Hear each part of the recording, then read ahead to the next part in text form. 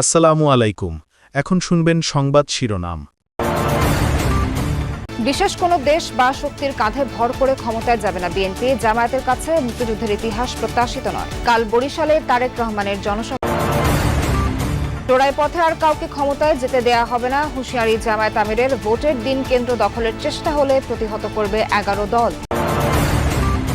রাজধানী সহ সারা দেশে নির্বাচনী প্রচার তুঙ্গে, এলাকার উন্নয়ন সহ দিচ্ছেন নানা প্রতিশ্রুতি। শান্তিপূর্ণ পরিবেশে হবে ভোট, আশা নাগরিক। নানা বিতর্কের পর নাম বদলালো র্যাবের, নতুন নাম স্পেশাল ইন্টারভেনশন ফোর্স। অতীতের তুলনায় ভালো ভোটের আশা স্বরাষ্ট্র উপদেষ্টার। পবিত্র শবে বরাত আজ, মসজিদে মসজিদে মুসল্লিদের ভিড়। রাতভর ইবাদত বন্দেগীতে মশগুল থাকবেন ধর্মপ্রাণ মানুষ। এতক্ষণ শুনছিলেন সংবাদ শিরোনাম, এবার বিস্তারিত। বিশেষ কোনো দেশ বা শক্তির কাঁধে ভর করে ক্ষমতায় যাবে না বিএনপি। দলটির এই অবস্থান স্পষ্ট করে চেয়ারম্যানের পররাষ্ট্র বিষয়ক উপদেষ্টা হুমায়ুন কবির বলেছেন, ভারত বা অন্য কোনো দেশকে ইমপ্রেস করার নীতি নেবেন না তারা।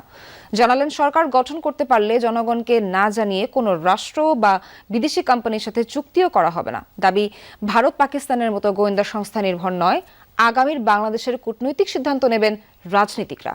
বিএনপির যুগ্ম মহাসচিব ও চেয়ারম্যানের পররাষ্ট্র বিষয়ক উপদেষ্টা নয় অন্য কোন দেশ, সবার আগে বাংলাদেশ। সবার আগে বাংলাদেশ, মূলত এ বার্তা নিয়েই ভোটের মাঠে বিএনপি। সেখান থেকেই প্রশ্ন, সরকার গঠন করতে পারলে কূটনীতির অগ্রাধিকার কি হবে? দলটি বলছে, আলাদা কোনো দেশকে গুরুত্ব দেবে না তারা। কূটনীতির পথ চলা হবে বহুপাক্ষিক, সাথে স্থায়ী কোনো বন্ধু বা শত্রু নয়। দ্বিপাক্ষিক সম্পর্ক হবে পরিবর্তনশীল দেশের স্বার্থেই। Our foreign policy position will be based on the national interests of the people of Bangladesh. 5 আগস্টের গণ অভ্যুত্থানের পর থেকেই চরম টানাপোড়েনে ঢাকা দিল্লি সম্পর্ক। ভোটের পর এই সম্পর্ক কি স্বাভাবিক হবে? শেখ হাসিনা আর আওয়ামী লীগ ভারত বুঝতে হবে বাংলাদেশে এক্সিস্ট করে না। আর এই জিনিসটা যদি তারা বুঝতে পারে, তাহলে ওই মাইন্ডসেটে তারা যদি আসে, এটা হচ্ছে বেসিক একটা foundation for moving relations forward. এখানে ভারতকে ইমপ্রেস করার রাজনীতি আমরা করি না, আমরা বাংলাদেশের মানুষকে নিয়েই রাজনীতি করি। নতুন সরকার গঠনের পরপরই নবায়ন করতে হবে গঙ্গা চুক্তি। আর দীর্ঘদিন ঝুলে থাকা তিস্তার পানি চুক্তি নিয়েও ভারত না চীন কোন পথে হাঁটবে আগামীর বাংলাদেশ? ইন্ডিয়া হ্যাপি না চায়না হ্যাপি, এটা আমাদের জন্য প্রাধান্য না।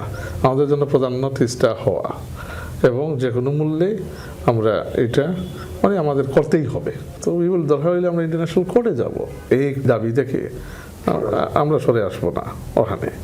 It is a top priority for us. বিশেষ কোনো শক্তি বা দেশের কাঁধে ভর করে যে ক্ষমতায় থাকা যায় না, সেটি 5 আগস্টের শিক্ষা বলে মনে করছে বিএনপি। কোনো পলিটিক্যাল ক্লাস বা পলিটিক্যাল স্টেক হোল্ডার যে বাংলাদেশকে একটি গোলাম রাষ্ট্র হিসাবে অন্যর উপর নির্ভরশীল করে রাষ্ট্র পরিচালনা করবে, ইট ডাজন্ট এক্সিস্ট। যদি কেউ চেষ্টাও করে, they will be thrown out. হাসিনার মতো মিস্টেক কেউ আর করবে না। It is a wake-up call to the political class of Bangladesh, এবং it will stand as an example of what can come if you misrule this country. যুক্তরাষ্ট্র, চীন বা ভারত যে কোনো সম্পর্কেই দেশের স্বার্থ প্রাধান্য পাবে দাবি করে বিএনপি ক্ষমতায় গেলে গোপন কোনো চুক্তির আশঙ্কা নাকচ করেন দলটির এই যুগ্ম মহাসচিব। জামায়াতের কাছে মুক্তিযুদ্ধের ইতিহাস প্রত্যাশিত নয়, এমনটাই মন্তব্য করেছেন বিএনপির স্থায়ী কমিটির সদস্য আমির খসরু মাহমুদ চৌধুরী। অন্যদিকে বিএনপির কেন্দ্রীয় নির্বাচন পরিচালনা কমিটির মুখপাত্র মাহাদি আমিন জানিয়েছেন, একটি দল ফ্যাসিবাদী আমলের তৈরি বয়ান নতুন করে ছড়ানোর দায়িত্ব নিয়েছে। বিএনপির জনপ্রিয়তা দেখে ব্যক্তিগত আক্রমণের নোংরা কৌশল চলছে অভিযোগ করেছেন বিএনপি নেতারা। কদিন বাদেই নির্বাচন, মাঠে চলছে প্রার্থীদের জোর প্রচারণা। বিএনপি চেয়ারম্যান তারেক রহমান দল আর জোটের বার্তা পৌঁছাতে ছুটছেন এক জেলা থেকে আরেক জেলায়। পাল্টাপাল্টি বক্তব্যে সরগরম ভোটের মাঠ।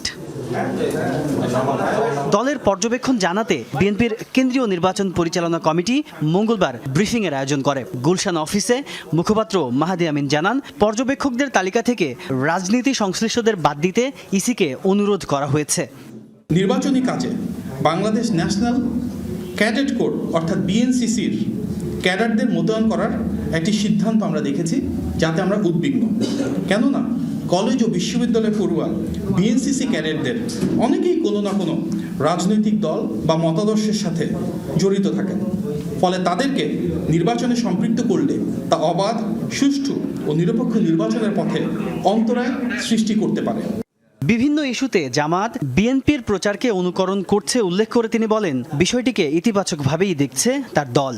বিএনপি সবসময় লিডারশিপে ছিল, ইতিবাচক রাজনীতি করেছে, অন্যান্য রাজনৈতিক দল সেটাকে অনুসরণ করছে এবং সৌহার্দ্যপূর্ণ সেই রাজনীতি তো আমরা চাই আগামীর বাংলাদেশে।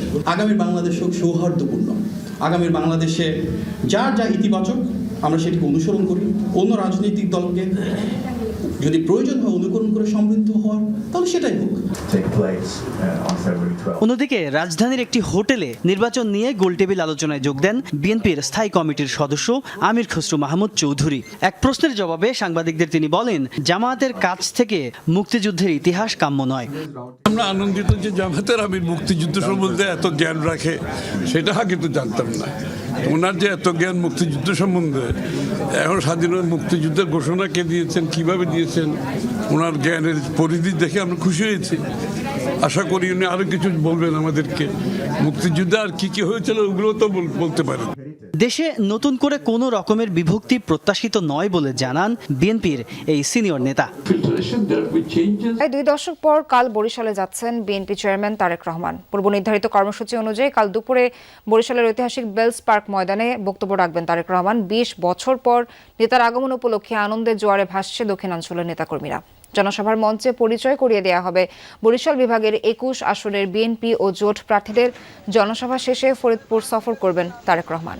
সেখানে সরকারি রাজেন্দ্র কলেজ মাঠে অনুষ্ঠিত হবে নির্বাচনী জনসভা। বরিশালের মানুষ তাকে অধীর আগ্রহে অপেক্ষা করছে, তাকে ব্যাপক সম্বর্ধনার মাধ্যমে গ্রহণ করার জন্য। জনাব তারেক রহমান সাহেব ফরিদপুরের মাটিতে তার রাজনৈতিক জীবনে প্রথম আসবেন। আমরা এই জন্যে বাংলাদেশ জাতীয়তাবাদী দল, আমাদের দলের নেতা কর্মী, ফরিদপুরের জনগণ স্বতঃস্ফূর্তভাবে তাকে স্বাগত জানানোর জন্য অধীর আগ্রহে অপেক্ষা করছে। দেশের টাকা যারা বাইরে পাচার করেছে, ক্ষমতায় আসলে তাদের ঘুম হারাম করে দেবে জামায়াত, এমন মন্তব্য করেছেন দলটির আমির ডক্টর শফিকুর রহমান। বেকার ভাতা, কৃষক ভাতা, ফ্যামিলি কার্ডের নামে একটি দল মিথ্যা প্রতিশ্রুতি দিচ্ছে বলে অভিযোগ করেন তিনি। দুপুরে এক জনসভায় এসব কথা বলেন তিনি। হুঁশিয়ারি দেন চোরাই পথে আর কাউকে ক্ষমতায় না যেতে দেয়ার। বলেন দেশের মানুষ পরিবর্তন চায়, 13 ফেব্রুয়ারি থেকে সেই পরিবর্তন শুরু হবে। কিশোরগঞ্জের মাটিতে জামায়াত ইসলামের নেতৃত্বাধীন 11 দলীয় জোটের নির্বাচনী জনসভা। প্রথমবারের মতো বড় জামায়াত থেকে নিজেদের অবস্থান জানান দিল দলটি। জনসভা মঞ্চে জামায়াতের আমির ডাক্তার শফিকুর রহমান বলেন, চোরাই পথে আর কাউকেই ক্ষমতায় আসতে দেয়া হবে না। মাঘ মাসে যদি মাথায় এত গরম হয়, চৈত্র মাসে কি হবে? একটু ঠান্ডা থাকুন, ধৈর্য ধরুন, 12 তারিখ পর্যন্ত জনতার রায়কে সম্মান করুন। সুষ্ঠু নির্বাচনে যিনি নির্বাচিত হয়ে আসুক, আমরা তাকে অভিনন্দন জানানোর জন্য প্রস্তুত। কিন্তু চুরাই পথে আর কোনো নির্বাচন হবে না, ইনশাআল্লাহ হতে দেওয়া হবে না। সমস্ত চুরাইগুলি বন্ধ করে দেওয়া হবে।